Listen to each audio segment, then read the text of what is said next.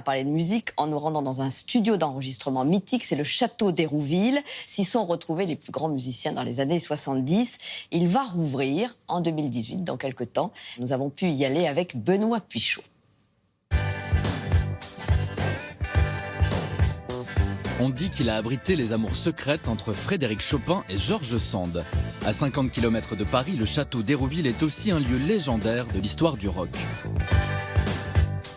Dans les années 70 et 80, ces murs du XVIIIe siècle ont vu défiler David Bowie, Elton John, les Pink Floyd et même les Bee Gees qui ont enregistré La fièvre du samedi soir dans l'escalier central.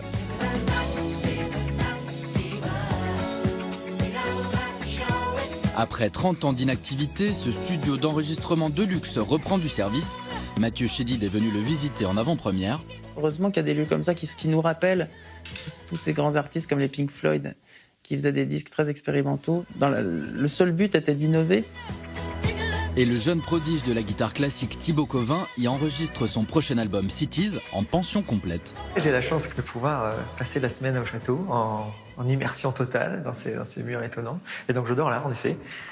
Il a été attiré par l'aura du lieu, ses fantômes et des murs qui résonnent encore. Ah non, mais c'est extraordinaire de dire que finalement on marche dans cet escalier, il y a David Bowie qui est monté là, en bas il y a une photo de Elton John qui joue au ping-pong d'un côté d'une immense table, qui est cette même table-là. Donc c'est formidable de se sentir presque bercé par toutes ces âmes et ces génies de la musique. Et donc de pouvoir graver mes notes ici, c'est une chance inouïe. Les 3 dernières nuits, là, j'ai passé un quart d'heure juste à regarder le plafond et à me dire où je suis. Je suis dans un rêve en fait. Ce rêve est né de la folie d'un homme, Michel Magne. Je crois que la musique a de plus en plus d'importance, mais vraiment de plus en plus d'importance dans notre monde et dans le monde que nous vivons. Compositeur incontournable de musique de film des années 60, Un singe en hiver, Mélodie en sous-sol ou Fantomas, c'est lui. Magne est un avant-gardiste un peu flambeur. À la recherche d'un nouveau studio, il achète le château en 1962 sur un coup de tête. Le journaliste Christophe Comte nous raconte l'histoire. Au départ, quand il achète le château, c'est pour épater une jeune fille qu'il a pris en autostop et qui va devenir sa femme plus tard. Et également, effectivement, pour enregistrer ses propres musiques, aussi bien les musiques de film que des musiques d'avant-garde, de recherche ou de librairie musicale qu'il faisait en parallèle. 5 ans plus tard, après avoir acheté ce château qui s'avérait quand même être une ruine financière, il a rencontré des gens, notamment Dominique Blanc-Francard, qui lui ont dit qu'il pouvait, à travers cette structure, accueillir d'autres musiciens et en faire un véritable studio professionnel. Avec Dominique Blanc-Francard, Magne crée à Hérouville le premier studio résidentiel de l'histoire. Les groupes sont logés au château pour enregistrer avec une liberté totale. En 1971, les Grateful Dead donnent un concert mythique en servant, sans leur dire, des pâtisseries au hashish aux villageois.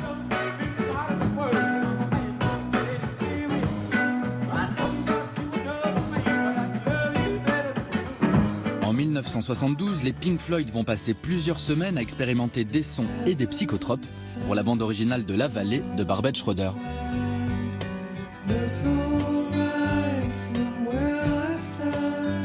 Le cas d'Hérouville, à travers le monde, est connu comme étant unique parce que il a représenté à ce moment-là quand même une avancée énorme dans la fabrication des albums. C'est-à-dire que on est passé de quelque chose qui était quasiment industriel à quelque chose qui est devenu vraiment créatif, où le lieu faisait partie du processus de création.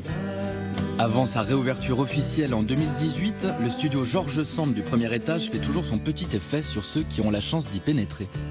Là, on sent bien, en plus, quand on arrive ici à Hérouville, que déjà, c'est même très spectaculaire. Chaque meuble a une histoire. Le piano, là, le Steinway, là, qui a peut-être 100 ans, c'est fascinant. En imaginant même que Elton John et plein d'autres ont joué dessus, c'est quand même, évidemment, pas anodin. C'est un peu ça qu'on cherche dans un enregistrement. C'est des moments de grâce, des moments d'oubli, des moments où t'es plus... tu travailles pas, tu vis, t'es dans une vibration. Donc voilà, toutes ces choses aident énormément.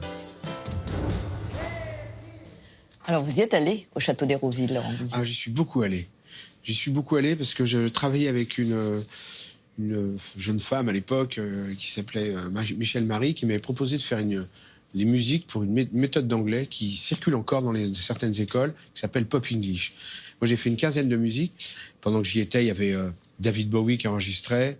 On travaillait dans un autre studio.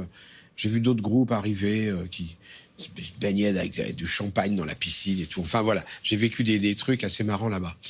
Mais c'est formidable qu'ils aient pu rouvrir ce lieu, quoi. J'avais oublié que les Bee Gees avaient enregistré ici. Ouais, donc ce lieu va rouvrir. Et vous-même, vous aviez un studio d'enregistrement, vous vous êtes installé sur les bords de mer.